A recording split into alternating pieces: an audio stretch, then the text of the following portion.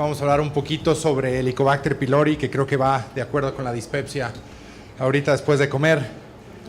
El Helicobacter pylori es una bacteria gram negativa, espirilada, microaerofílica, y es importante porque es la infección bacteriana crónica más común en el ser humano. Y está presente del 60 al 80% dependiendo si son países desarrollados o países subdesarrollados. El Helicobacter pylori está asociado a cáncer gástrico. El tener Helicobacter pylori aumenta el riesgo 6 veces de tener cáncer, al grado que la Organización Mundial de la Salud en 1994 clasificó como un carcinógeno clase 1. Y se ha establecido la asociación del Helicobacter pylori con úlceras duodenales, con úlceras gástricas, con cáncer gástrico, con linfoma tipo MALT. La epidemiología, pues el reservorio es el ser humano, transmisión oral-oral, fecal-oral, incluso gastro-oral, puede estar en el medio ambiente, pueden ser zoonóticas. ¿Cuándo se da la infección? Pues desde la niñez, y eso es por lo que estamos dando esta plática en pediatría, porque en la niñez es donde se lleva a cabo esta infección por Helicobacter pylori alrededor de los 5 años, incluso antes. Y los factores de riesgo pues son países en desarrollo, nivel socioeconómico bajo, hacinamiento, inmigrantes a países industrializados. Este es la fisiopatología exacta de cómo el Helicobacter pylori ocasiona el daño. Sintetiza ureasa y eso hace que se produzca amonio, y el amonio va a dañar a la mucosa gástrica. También esto hace que el pH incremente, pudiendo tener al Helicobacter pylori viviendo tranquilamente en el estómago. Cuando hablamos de la enfermedad de niños, la gastritis se va a dar en el 100%. Esto no quiere decir que sea una inflamación severa, o ni siquiera quiere decir que vaya a ser sintomática. La inflamación no es igual a síntomas. Si hablamos ya de úlceras, va a haber duodenales más frecuentes que gástricas, y estas van a ser en el 5 al 15% de las personas afectadas. Las cifras asociadas a metaplasia, adenocarcinoma y linfoma, pues no se tiene una prevalencia exacta, pero sabemos que existe una transformación de la mucosa que poco a poco va llevando a la transformación de la mucosa gástrica. ¿Cómo sucede? Pues tenemos la mucosa gástrica normal, llega el Helicobacter pylori, produce una infección aguda que con el tiempo se vuelve una infección crónica. Y en este momento, con la infección crónica, vamos a tener o una gastritis predominantemente antral, o una gastritis no atrófica, o la gastritis atrófica. Dentro de la gastritis predominantemente antral se desarrolla la úlcera gastroduodenal, o en la mayoría de los casos esto es una infección asintomática. La gastritis no atrófica puede desarrollarse al linfoma MALT, o más frecuentemente una infección asintomática, al igual que la gastritis atrófica, que tiene esa infección asintomática, o puede tener úlceras gástricas, o peor aún, puede desarrollarse a metaplasia intestinal, displasia y eventualmente adenocarcinoma gástrico. El cáncer gástrico es una enfermedad multifactorial, es la 4ª causa de cáncer a nivel mundial. El promedio de sobrevida es menos de 1 año para aquellos casos que diagnostican ya avanzados, y menos del 10% son en menores de 45 años. No todos los helicobacter son iguales, van a variar en las cepas de acuerdo a su genética y a los factores de virulencia que vayan a expresar. Se conoce el factor de virulencia asociado al gen A. Estos factores de virulencia, la infección con estas cepas está asociado a un mayor daño epitelial, a una mayor secreción de citoquinas, especialmente interleucina 8, mayor riesgo de úlcera péptica y de adenocarcinoma gástrico. Diferente a otro tipo de Helicobacter con el gen DUP-A, donde hay un incremento de la úlcera duodenal, pero no tanto incremento de cáncer gástrico. Y es un proceso que va llevando tiempo, va llevando años. No vamos a encontrar un niño con cáncer gástrico por Helicobacter pylori, pero es donde se inicia este proceso que va a llevar eventualmente a cáncer.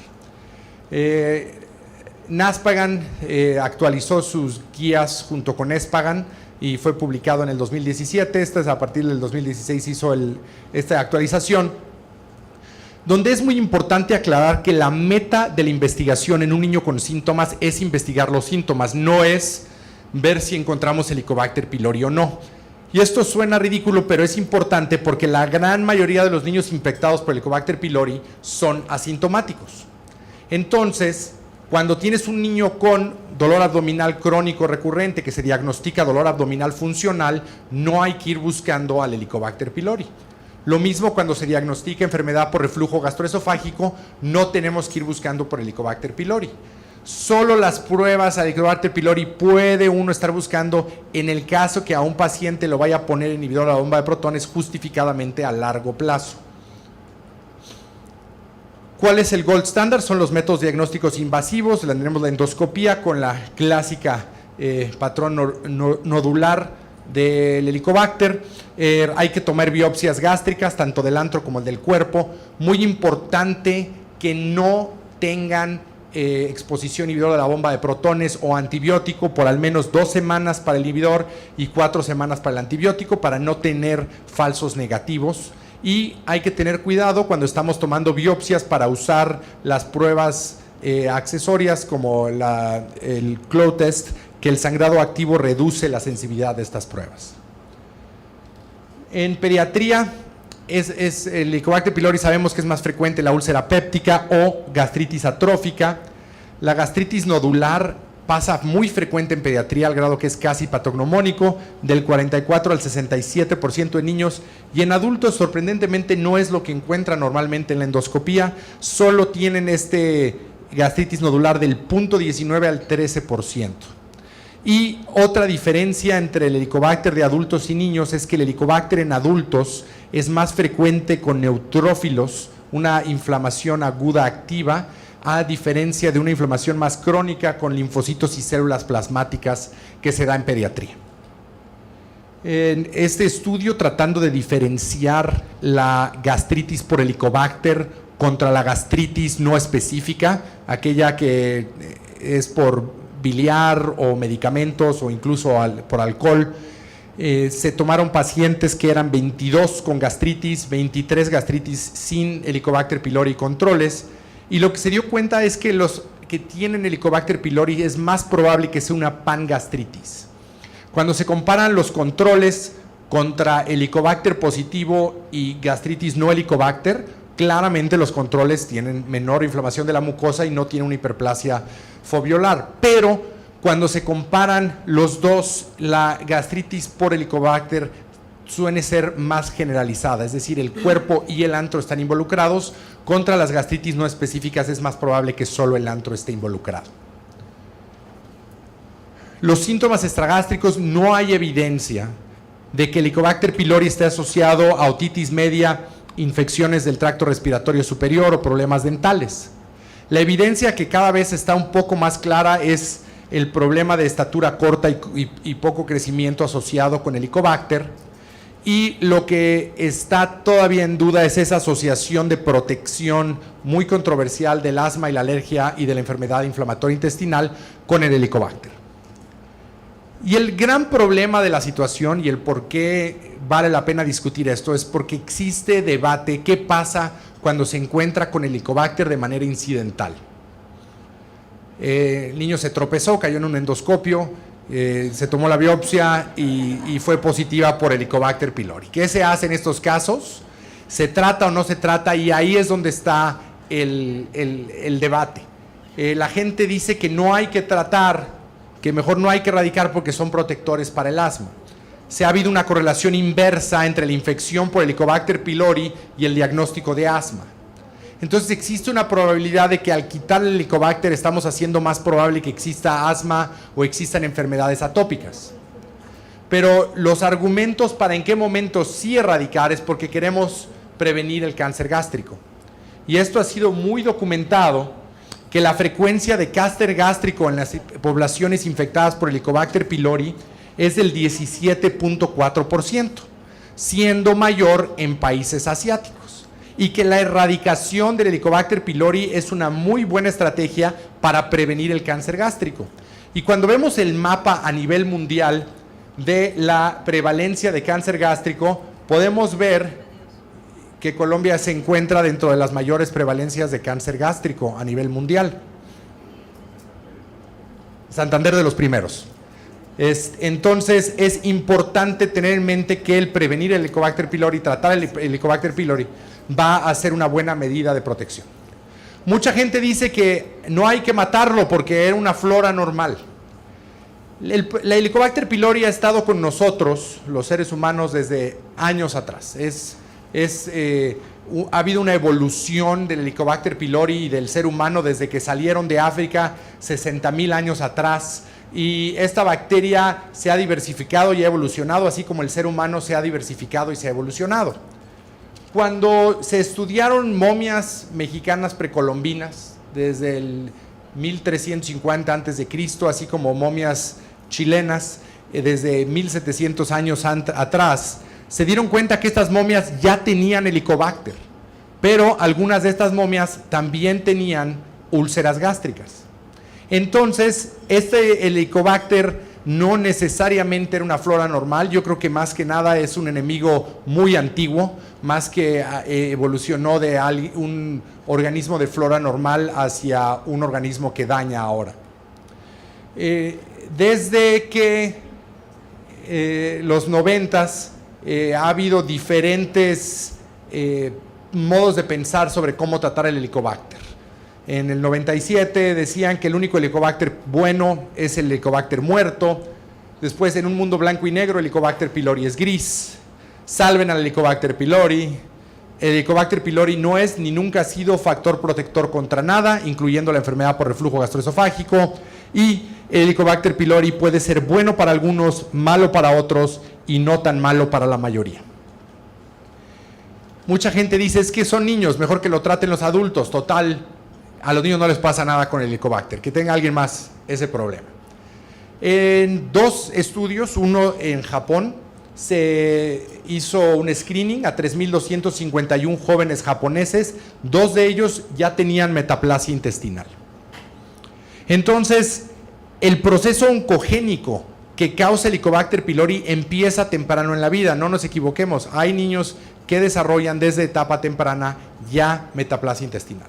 Otro artículo donde se nota ya metaplasia intestinal, y lo notaron en 4 niños que tenían ya metaplasia intestinal. Uno de ellos, una niña con una historia fuerte familiar de cáncer gástrico, y es claro y hay buena evidencia que existe ya metaplasia intestinal desde los niños. Otros dicen que el Helicobacter pylori solo afecta el estómago, pero existe un problema en el crecimiento que se ha establecido en pacientes con Helicobacter pylori. Este estudio fue hecho en Perú. Niños que siempre consumen frutas y verduras, que no tienen Helicobacter, comparado con los niños que tienen Helicobacter, existe una diferencia en la flora en general, no solo del Helicobacter pylori. Y aunque había 61% un retraso en el crecimiento, estadísticamente significativa la diferencia que el 74% de los Helicobacter pylori tenían un retraso en el crecimiento muy diferente contra el 48% de aquellos que no tenían Helicobacter pylori.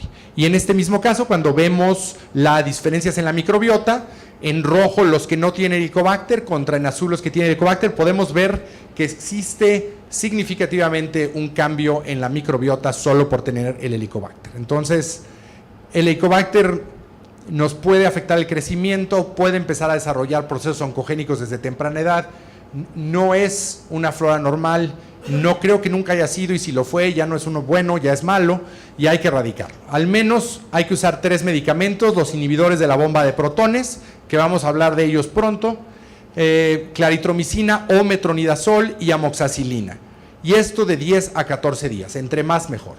Y pongo claritromicina o metronidazol porque es importante saber cuál es la susceptibilidad del área en el que ustedes están practicando, porque eso va a ser más importante para tratar. Por ejemplo, en Portugal, una resistencia del 23% y del metronidazol solo del 3%. Ahora les cambio de resistencia a sensibilidad. En Colombia, 92% de susceptibilidad a claritromicina. Cuando vemos la revista de gastroenterología, hace creo que un mes o dos, publicó diciendo la mayor resistencia hay en adultos que en niños, que eso es bueno, pero la resistencia se asocia a falla en el tratamiento. Y en América Latina, la resistencia a claritromicina está más o menos en el 12%, 53, 15, 4, 6% de tetraciclina. Y la única ventaja de la resistencia al metronidazol es que si se aumenta la dosis y se añade bismuto, se puede vencer esta resistencia en caso de que es lo que se necesite. Los nuevos mapas de resistencia ponen a Colombia en la claritromicina menos del 10%. Del metronidazol no hay datos y mucho menos de la levofloxacina en cuanto a la resistencia de los datos de resistencia, pero es importante conocerlos. Una vez que se diagnosticó, una vez que se trató, hay que comprobar que se fue, hay que comprobar que lo hicimos de una manera no invasiva. La prueba del aliento de la ureasa es la mejor que se puede usar. Tiene problemas si el niño no puede cooperar o si el niño es muy pequeño, y en esos casos se puede usar la prueba fecal monoclonal. Solo hay que tener cuidado de que exista la prueba dentro de 6 horas de la colección de la muestra, porque si no también podemos encontrar falsos negativos. Hay que establecer la reeducación cuando no haya ya inhibidor de la bomba de protones o antibiótico, y hay que esperar mínimo de 4 a 6 semanas antes de comprobar esto. Con eso, muchas gracias.